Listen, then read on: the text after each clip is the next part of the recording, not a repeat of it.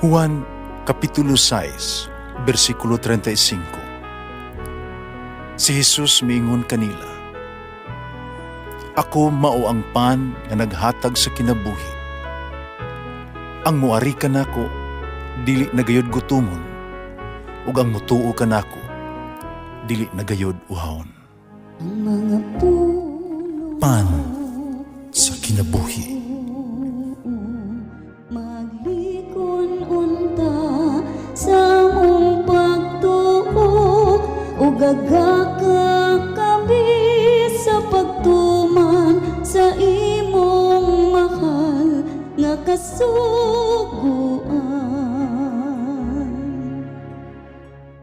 Ang Ginoo manaakan ninyo. Santo si Ebanghelyo sumala ni San Mateo. Pagkita ni Jesus sa katawhan, mitunga siya sa bungtod, milingkod didto. Unya may aliron kaniya ang iyang mga tinunan, o gitudluan niya sila nining musunod. Bulahan ang miila nga sila kabus sa butang espirituhanon, kay ila ang giharian sa langit. Bulahan ang nagsubo, kay lipayon sila sa Dios.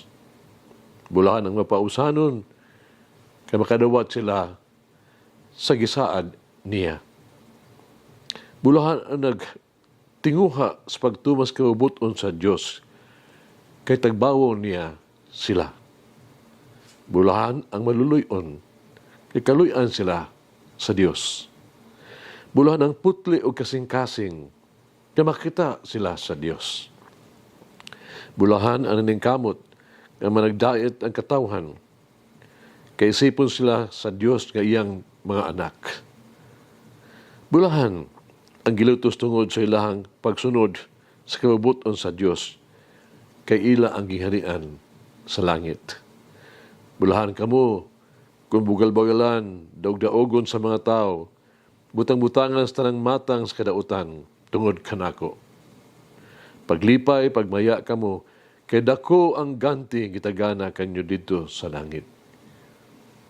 Tingon usab nila ni ini pagpasipala ang mga propeta nga nahiuna kaninyo. Ang Ebanghelyo sa Ginoo. Pasalamati ang Ginoo, kay siya maayo, ang iyang gugma mulungtad hangtod sa kahangturan. Pasalamati ang Diyos sa tanang mga Diyos, ang iyang gugma malungtaron. Pasalamati ang Ginoo sa mga Ginoo, ang iyang gugma balungtaron.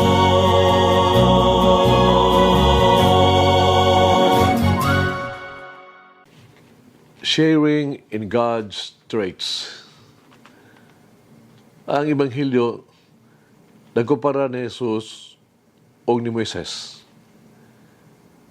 Sa unang 5 ka libro sa Daang Tugon, the Old Testament, mitunga siya sa bukid aron dawaton ang balaod gikan ni Yahweh, si Moises.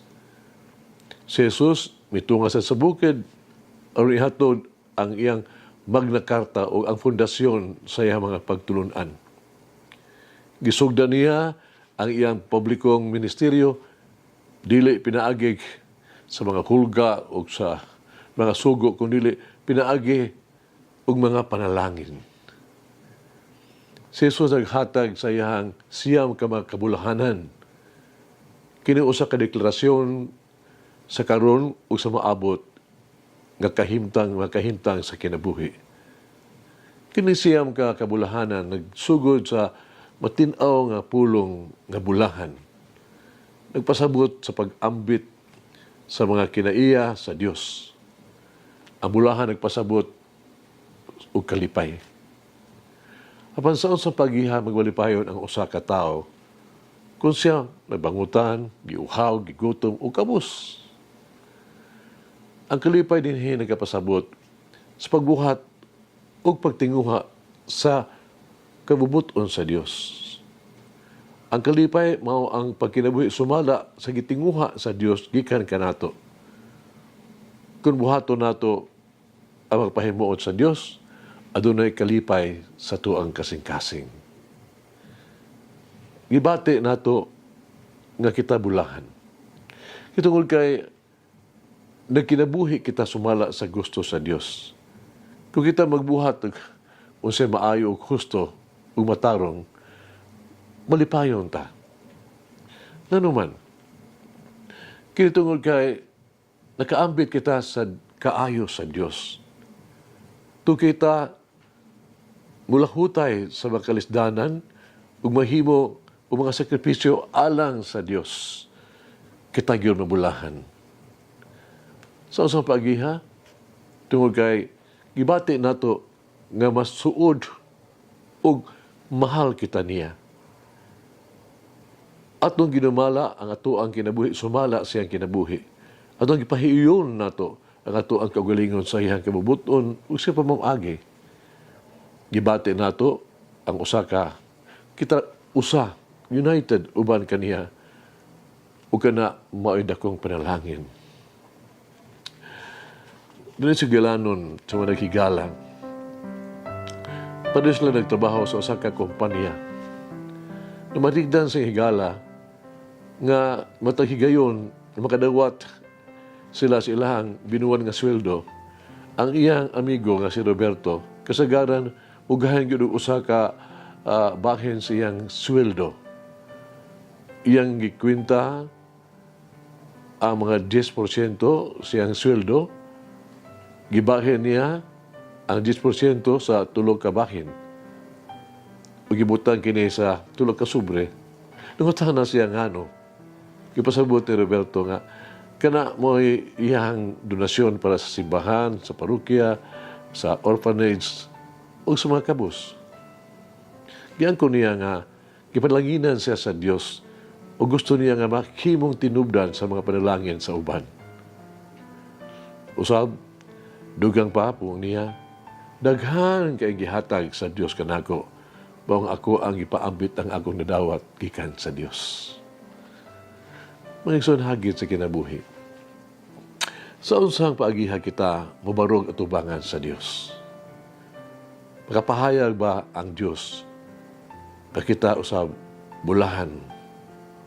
Sa unsang paagiha ako maghimong tinubdan sa mga panalangin sa konkretong paagi. Tinubdan sa kalipay sa uban. Mag-ampo kita. Amahan mahigugmaon o matinugdanon nga Dios. Imo ang tanang pagdaig. Gilan namo ang imong kahalangdon. Pasalamat kami sa imong kaayo. Nagluhod ako karon sa imong tubangan, naghangyo kanimo. Nga magtuman kanamo ang imong gusto. Ug unta mahimo unta nga tuloy mo paubsanon, maagkop ug maluluyon, putli ug magmalinahon. Uban sa imong pag-iya, himuha kami nga makasukol sa tanang mga tentasyon, kusgan batok sa mga panglutos, ug mudaogon batok sa lautan. Uban nimo sa imong grasya, panangini kami kanunay, himuha kami nga panalangin usab sa uban. Amen. O Mary, grant me the grace to truly embrace the way of the Beatitudes. Malangin ang Diyos magagahom sa tanan, Amahan, Anak, Espiritu Santo. Amen. May the Lord of the divine mercy bless us all, heal us from all diseases and suffering. Ayun unta niya kita, tanang mga sakit na sa lawas, o sa kalag, body and soul.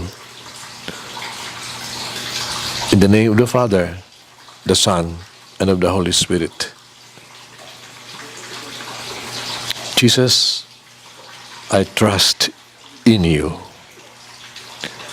Amen. Whoever eats the bread of life will never hunger, says the Lord. Kay galaan inyong nabati ang pagpaambit ug hamubong pamalandong sa pulong sa Dios pinaagi sa tulumanon. Pan sa kinabuhi nga gidumala ni Monsignor Daddy Silva. Hangtod na usab sa sunod higayon, daghang salamat. The bread of life.